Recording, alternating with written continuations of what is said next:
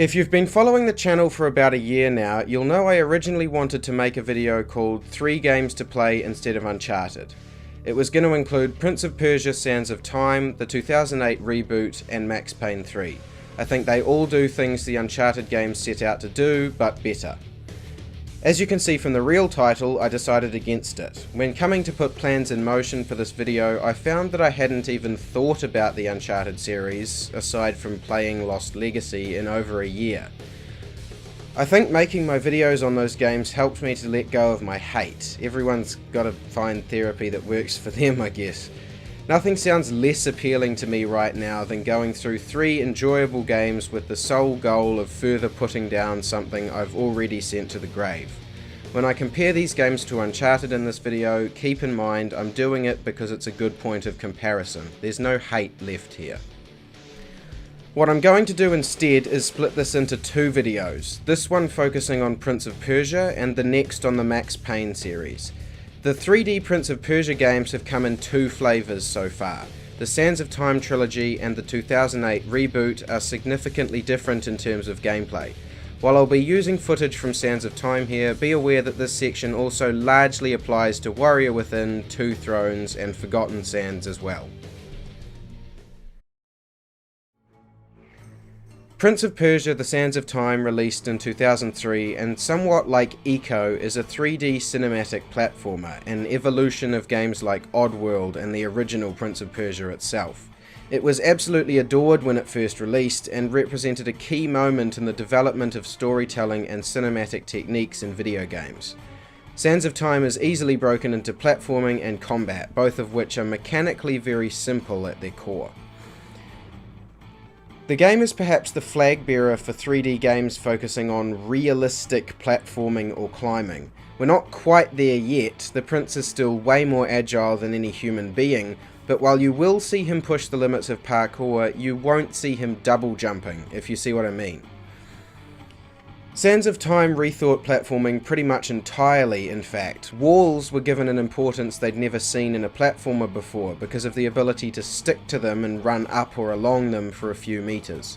These traversal controls led to a mixture of timing challenges and traversal puzzles, along with some calmer, challenge-free sections to show off heights and draw distances on the brand new PlayStation 2. Even death was rethought to suit this new style of platforming, but let's look at the basics first. The timing challenges are easy to explain. The prince's traversal moves only last a set amount of time and distance, so the challenge here is in lining him up just right and pressing an action, which is almost always the jump button, at the correct time. Sometimes individual obstacles will let the prince stop, catch a breath and reset the rhythm of the platforming, like swinging on a pole, while others will demand a sequence of well-timed inputs back to back without a break, like a series of wall jumps. Some of these challenges will place a platforming gauntlet on a timer by having a door slowly close. Instead of each obstacle being a timing challenge, the whole course becomes one instead. On the proviso that you find a good well-timed button press inherently satisfying, then the prince's animations, which are still impressively fluid to this day, will sell the rest of the feeling of accomplishment. For my money, the best game following the Sands of Time formula so far is Forgotten Sands, for how much dexterity it requires in these timing challenges towards the end. All of these games have their individual strengths though. I can think of 2 very big strengths in Warrior Within right now. Calling the other type of traversal puzzles might be a misnomer. What I'm really talking about here is being faced with an obstacle layout that doesn't give an immediately obvious way forward and requires a knowledge of the prince's moves and how they can be combined. This is as opposed to the more straightforward stuff. If you see a pole, you swing on the pole. While Sands of Time is incredibly linear, with these little puzzles you have to put a couple things together in your head. If there are 2 walls close together with a ledge on the far side, it'll first need a wall run and then wall jumps upwards. I've never really heard this discussed before, despite how often Sands of Time is called a puzzle platformer, but I think this should be what's meant by that term, this reliance on moveset as well as obstacles. By giving the prince moves which interact with any wall, every wall becomes a potential path to your goal, and therefore you've got to assess them very differently from pretty much any other game. Some of the puzzle rooms become arenas, not linear paths, which you need to crisscross a few times to push objects into the right spots, which gives a small variation on the otherwise intensely linear design. Sands of Time also has sections, like Uncharted, where the climbing is just for show and the player isn't in any real danger. If the game's controls and camera are cooperating, and this is a game from 2003 so they probably aren't, you really shouldn't be dying in these parts. While these sections are just as empty in terms of challenge as those in Uncharted, I do want to give Sands of Time some props for recognising that climbing an impossibly high tower is only thrilling if you haven't been climbing them for the whole game. Most of Sands of Time is indoors, so when the final climb to save the kingdom looks like this, it's actually pretty tense. Whereas Uncharted will have you climbing cliffs just to get into a dinner party. There's really not much more to the climbing in Sands of Time, which makes me think about why I find it so much more compelling than, yes, Uncharted. This is just me spitballing, but perhaps it's the fact that the game still isn't afraid to be gamey, while at the same time tapping into that real-life feeling of vertigo. It's the fact that the prince is so acrobatic and can do all these impossible things, but all he's trying to do is avoid falling to his death, one of the most understandable goals I can imagine. It's a trait I admire about Sands of Time overall, actually. It tries all these new progressive things, cinematic camera, cuts and zooms, and not just the framing device of the game being narrated, but a plot about time travel too. And through all this, it is still unashamedly a video game. At its core, it's a game about a dude making impossible jumps and killing sand zombies.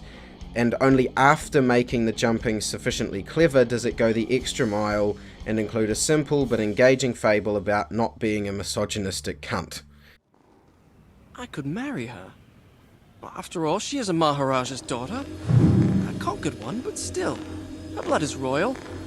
Besides, what better way to tame her insolence? It's not so bad for a woman to have a little spirit. It's a challenge! Special praise must go to Yuri Lowenthal. When you work on as many games as he has, it's hard to stand out in any one role, but The Prince is where he consistently gives some of his best work. Although I really liked various characters in The Last of Us. It's also pretty impressive how well the gameplay and story elements connect and work together without sacrificing anything. The ability to rewind time feeds into the story, but hopefully it's primarily a gameplay concern and a rethink of how lives work in platformers. It gives platforming its very own health meter. You have a set number of times you can rewind time when you fail, before you die and are sent back to the beginning of the section. This is seriously nothing short of genius. I'm willing to bet you've never thought about it, but is there any reason pits work like they do in platformers other than that's how they've always been done? You get hit by an enemy, you lose health, but you fall down a pit, you die instantly. The time rewinds apply a health system to platforming and allow you to instantly save yourself from death and choose a point in the sequence where you were safe, without taking you back any further than you want to go. Since platforming is the focus of the game, it's completely brilliant. I feel like a lot of platformers with long levels and without instant retries would benefit from ripping this idea off wholesale. Before you call me a filthy casual, allow me to come back to this idea when we move on to the next game. I can't be bothered writing a segue right now and probably won't be paying enough attention to what I'm saying when I record this to change it, so let's talk about sword combat. It's not good. It was the one thing critics took issue with in 2003, so by today's standards it's an absolute chore. I could go through and deconstruct the whole system, but the issue here is simple. There's always a dominant strategy. If it's a basic enemy, you jump over them and slash downwards. If it's a huge guy, you do the wall bounce attack instead. Then you hit triangle and repeat up to 30 times per battle. Do this for 40% of the game's runtime. This combat system doesn't even have enough options to be engaging if there weren't any dominant strategies. It's limited to block, counter, jump and attack pretty much. So with dominant strategies, it might be one of the best ever examples of repetitive combat in a 3D action game. If I can give the combat one small thing, it's the ability to freeze time on a specific enemy using dagger energy if you're getting swamped. You then can't collect the enemy's sands to refill the dagger's powers, which is a good trade-off in any combat system, not just one as bare bones as this. But that was one paragraph, 180 words, 1 minute approximately, and I have nothing else to say. And you'll spend a couple hours of your playthrough doing this. That in itself should illustrate the problem. To be fair to the series overall, improvements were made with each game, and Forgotten Sands uses a different system entirely, but even when Warrior Within removed these dominant strategies, combat remained, for me, a repetitive pacebreaker with too few truly effective options, which only served to put a wall between me and the platforming. Of course, once Devil May Cry 3 came out in late 2005, combat like this became pretty much unacceptable in 3D action games. Having not played any of the Sands of Time trilogy before about 2010, my hindsight bias is very strong here. There's also a couple of lever pulling, block pushing puzzles and stuff. They're fine, they're puzzles. And yeah, don't play the HD collection version you're seeing in this video. It's an unacceptable and buggy mess. Somehow the echo filter got applied to every single sound effect and voice line in the entire game. Good one. Sands of Time is a charming game. I think that's the best way to put it, and I'm not the first person to say it, that's for damn sure. It tries new things and succeeds, but it doesn't get up its own arse about it. It's clever, it's worth a playthrough. It's been outdone in just about every way, except maybe how unlikable the player character is at the start, but running along a fucking wall won't ever get old. Or at least I hope that's true for you as well, because you're going to be doing a hell of a lot of it in the 2008 Prince of Persia reboot, which I'm going to call POP for clarity. On the surface, POP looks a lot like the Sands of Time trilogy. There's an ancient kingdom, a princess, sword combat, and a lot of running on walls. But there's one key difference between Sands of Time and the reboot. POP 2008 is not interested at all with making you think with its platforming. The path forward is always clearer to see than Turbo Button's virginity.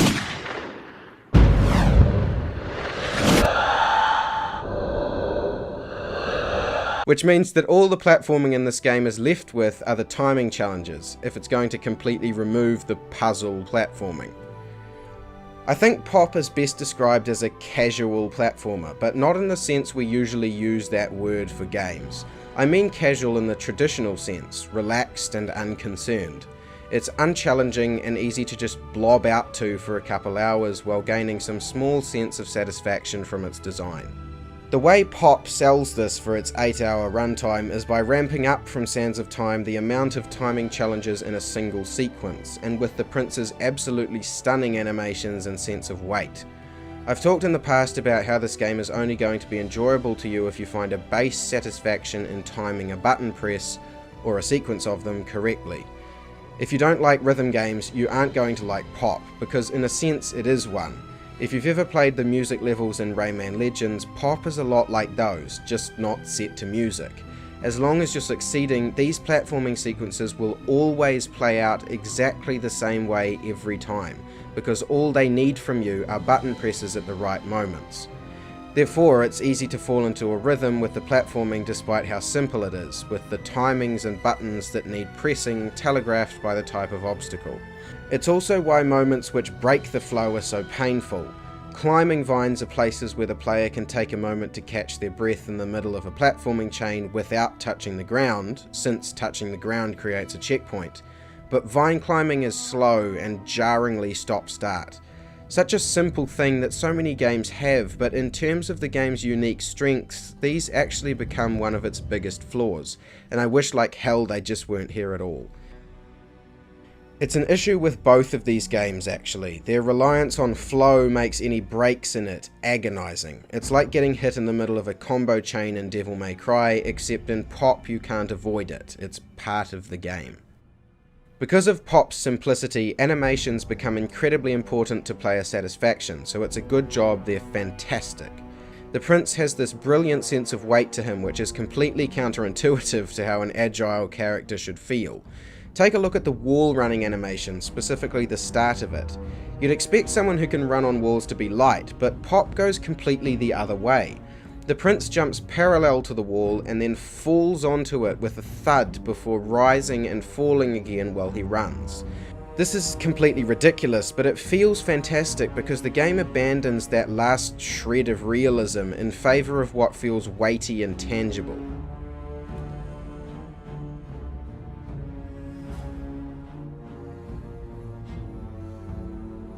I mean, just look at this pole grabbing animation. It does serve a practical purpose by ending with the prince on the side you most likely want to jump off of, but look at that impact. The prince's weight is consistent too, which is always worthy of praise. When he runs up a wall, he has this moment where he pauses first, and jumping along the tops of poles is a great example of animation easing, which would have probably looked really stupid if not for this choice of cel-shaded graphics. Most ridiculous are the roof runs, which should be the point where the player gets the message. All this game wants to do is make platforming look very, very cool. In order to do that, it has to sacrifice a lot of player input and options, but it's worth saying that aside from tutorials, there is always a way to fail. Which has been a point of contention with this game, because the death system has often been interpreted as though there's no way to fail at all, ever. Falling to your death will result in Alika saving the prince and returning him immediately to the last solid piece of flat ground he stood on. Some have seen the inability to die as the point where the game tips over into being too easy, but you don't need to be told you died to fail. Being saved by Alika is the game's fail state, and the checkpoint system it's chosen is every piece of flat ground. This means that the length of each platforming chain is very intentional. You have to overcome every obstacle between one piece of ground and another, whether it be 2 obstacles or 10, or you don't progress. This may seem very forgiving, but it's something I've actually thought about for years now. Why should platformers necessarily have checkpoints spaced far apart? If a player overcomes an isolated challenge and then dies on another one, why should they have to replay both? They've proven their ability to pass the first one, why not give them another go at the second one right away? I'm not arguing for or against that idea, just saying there's nothing wrong with how Pop treats failure. I'd feel bad about my terrible segues in this video if combat in these games wasn't so completely disconnected from everything else, but here we are. Pop features a one-on-one sword combat dueling system which I haven't really seen before or since, and which makes every battle feel kinda like a boss fight. This system isn't incredible, it's an improvement over Sands of Time for its focus on blocks, counters and combos, but it still suffers from obvious dominant strategies. Triggering a counter and then doing 3 sword attacks, 2 magic attacks, a grab, a jump attack, a magic attack, and a sword attack is the longest possible combo I know of, and works on every enemy but one. Again, because of the timing needed to pull off a counter and the fantastic animations, for the most part, there's some satisfaction to be found here, but this gets tiring long before the game ends. It doesn't help that there's only one type of basic enemy and you'll fight all 4 bosses at least 5 times. I'm not even sure what the game itself thinks of the quality of this combat system, because it lets you avoid fights with basic enemies if you do the platforming sections fast enough. I don't really know what to say about that, but it seems almost like an admission of guilt. I think it's telling that both the main game and the DLC end with platforming sections rather than boss fights. The death system, or lack thereof, applies to combat as well. Take too much damage and the prince will be saved at the expense of the enemy regaining some health. Usually this is a big enough chunk that the fight might as well start from the beginning, so if you ask me, it's punishing enough. While Pop is an incredibly linear game as you move from place to place, it actually features what you could label an open world. All it is really is that individual linear paths crisscross the map and there are points where you choose a direction. I'm not really sure what the purpose of this was. It doesn't change how the game is played, since every platforming path is a straight line with no options at all. I guess this was Ubisoft in 2008 though. They were at maximum chub for open worlds at the time. I suppose it lends some replayability if you can access different parts of the world in a different order with each playthrough, but it also means the middle 2/3 of the game must be roughly equal in difficulty the entire way through, since the player could choose any of these areas at any time. It's not a huge detriment to this game in particular. We've established its strengths don't lie in difficulty, but by the end of this part of the game I was begging for a bit of evolution to what I was doing. Compounding with this are the light seeds. Pop has some strange aspiration to be a bit of a collectathon, but doesn't let you do the collecting until you've already finished each level. Once you heal the land at the end of each area, the light seeds are revealed and you can collect them. This would be fine if they were just a random collectible, but for no particularly good reason other than to pad out the runtime, you have to collect around 500 of them to finish the game. This means travelling back through areas you've already visited and completed. Backtracking in a Prince of Persia game is a bit shit, you too warrior within, considering that there is zero variation or freedom to how you approach each little platforming sequence. The searches for the light seeds padded out my playtime by about 2 hours, and it's the reason I'll probably never play the game again. I have to say the open world proves a detriment to the game overall. The game could be split into chunks and arranged linearly to remove the open world, but that would make the homogeneity of the middle 2/3 even more obvious. It's easy to ask that the game be entirely linear, but this isn't an easy solution I'm suggesting. It would require significant reworking of the game's difficulty curve, though there is some evidence that it'd be worth the effort. Proof of this is the very enjoyable hour-long epilogue DLC, which, yes, I did buy for $15 just for this video. The DLC is one completely linear path with the most complex and difficult platforming the game has to offer. That doesn't necessarily mean there's any more to really say about how it plays out. It's still a bunch of longer sequences of wall runs, double jumps, ledge climbs, triangle jumps, etc., but the timings are tighter and the obstacles come thicker and faster. So help me God, there are even a couple of moments of puzzle platforming, which I'd thought impossible at this late stage. Nothing that takes more than a few seconds to figure out, but the pieces have always been there in the moveset, and the game finally asks the player to be aware of it. It really sucks that this is the last we're ever likely to see of this game's unique style of platforming, because I wish the whole game had been structured like this. To everyone who worked on the DLC, I'm sorry Ubisoft priced it so high that no one ever played it. It's been on sale one single time that I can think of on the PlayStation Store for like $4. If it ever is again, maybe forego a coffee and give it a go. I recommend it. It does ruin the excellent ending of the main game's story though. And while we're on the subject of story, just quickly, can studios stop asking Nolan North to do the Nathan Drake voice for everything, please? I felt really bad for him when I heard he wanted to do like a Persian thing, a little bit maybe like Yuri Lowenthal with the voice, and he just got told he'd been hired for the Drake voice. Must be frustrating as an artist in an expressive industry like voice acting. Anyway, lastly, Pop also has some lever-pulling puzzles. In fact, despite Pop being way less interested in puzzle platforming, if you've played both games you might be surprised to be told it actually has more lever puzzles than Sands of Time did. These are again just puzzles. I've explained in the past that when a puzzle is genuinely a puzzle, I don't really know how to critique it. I will say that the sluice gate puzzle is a bit shit, because for some reason Elika also has to be holding the lever the prince wants to use before they can push it, and her AI will often get stuck and take far too long to walk over to it. Easily fixed, and the game kind of already does it by warping her if she gets stuck for too long, but it could do it faster or immediately even. I'm trying not to bring it up too much, but Prince of Persia 2008 really is pretty much exactly what I would want Uncharted's climbing to be if I had my way. Just as casual, just as forgiving, if not more so, but not afraid to tell the player they've failed, and not afraid to have a bit of goddamn style.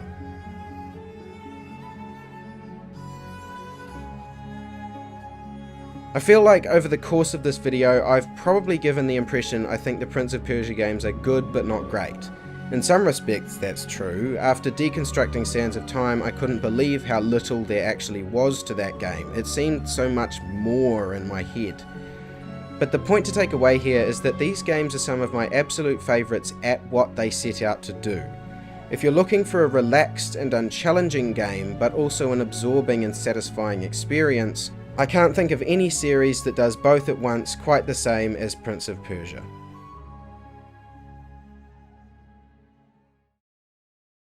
Next time we'll be looking at the Max Payne series, but just like I used Sands of Time as a stand-in for that whole trilogy in this video, in the next I'll be talking about the 2 different gameplay formulas the Max Payne series has used, rather than all 3 games individually. See you then.